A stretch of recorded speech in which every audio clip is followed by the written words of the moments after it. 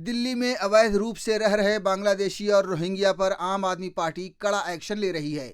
इस एक्शन के बाद आम आदमी पार्टी ने बीजेपी को भी निशाना बनाया है। दरअसल बीजेपी लगातार आम आदमी पार्टी पर रोहिंग्या और बांग्लादेशियों को बसाकर उनका वोट लेने का आरोप लगा रही थी, मगर अब आम आदमी पार्टी ने बीजेपी को जवाब दे दिया है। दिल्ली सरकार ने एक नया निर्देश जारी किया है, जिसमें सभी स्कूलों को अवैध बांग्लादेशी छात्रों का नामांकन रोकने के लिए सख्त प्रवेश प्रक्रियाएं अपनाने के लिए कहा गया है। यह निर्देश शिक्षा उपनिदेशक संजय सुभाष कुमार की ओर से जारी किया गया है। निर्देश में कहा गया है कि स्कूलों को सुनिश्चित करना चाहिए कि अवैध बांग्लादेशी छात्रों का नामांकन रोकने के लिए सख्त प्रवेश प्रक्रियाएं अपनाई जाएं।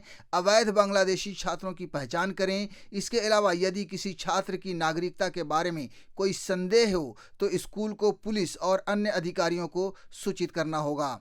निर्देश में यह भी कहा गया है कि स्कूलों को यह सुनिश्चित करना चाहिए कि प्रवासी बच्चों को स्कूलों में प्रवेश दिया जाता है तो यह सुनिश्चित करने के लिए एक पूरी तरह से सावधानी पूर्वक प्रक्रिया का पालन करना आवश्यक है कि सभी आवश्यक दस्तावेज जमा किए गए हैं, वेरीफाई किए गए हैं और ठीक से संभाले गए हैं। इस निर्देश में सरकारी सहायता प्राप्त और मान्यता प्राप्त निजी स्कूलों के प्रमुखों को संबोधित किया गया है। इसका उद्देश्य अवैध बांग्लादेशी छात्रों के नामांकन को रोकना और स्कूलों में नागरिकता की जांच को सख्त करना है। रोहिंग्या को लेकर भी आम आदमी पार्टी ने बीजेपी पर पलटवार किया है। आप संयोजक और पूर्व सीएम अरविंद केजरीवाल ने कहा है कि किसी भी हालत में बीजेपी को दिल्ली में रोहिंग्या को बसाने नहीं देंगे। पूर्व सीएम अरविंद केजरीवाल ने एक्स हैंडल पर लिखा, हम किसी हालत में बीजेपी को दिल्ली में रोहिंग्या को नहीं बसाने देंगे। दिल्ली के गरीब फ्लैट, उनके रोजगार, उनके हक की सुविधाएं किसी हालत में बीजेपी को रोहिंग्या को नहीं देने देंगे।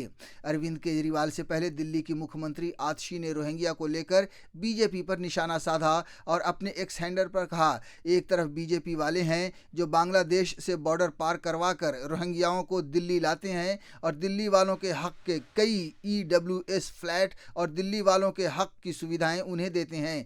दूसरी ओर आम आदमी पार्टी की दिल्ली सरकार है जो हर संभव कदम उठा रही है कि दिल्ली वालों का हक रोहिंग्याओं को ना मिले। दिल्ली सरकार के शिक्षा विभाग ने सख्त आदेश पारित किया है कि किसी भी रोहिंग्या को दिल्ली के सरकारी स्कूलों में एडमिशन नहीं देना है। हम दिल्ली वालों का हक छीनने नहीं देंगे।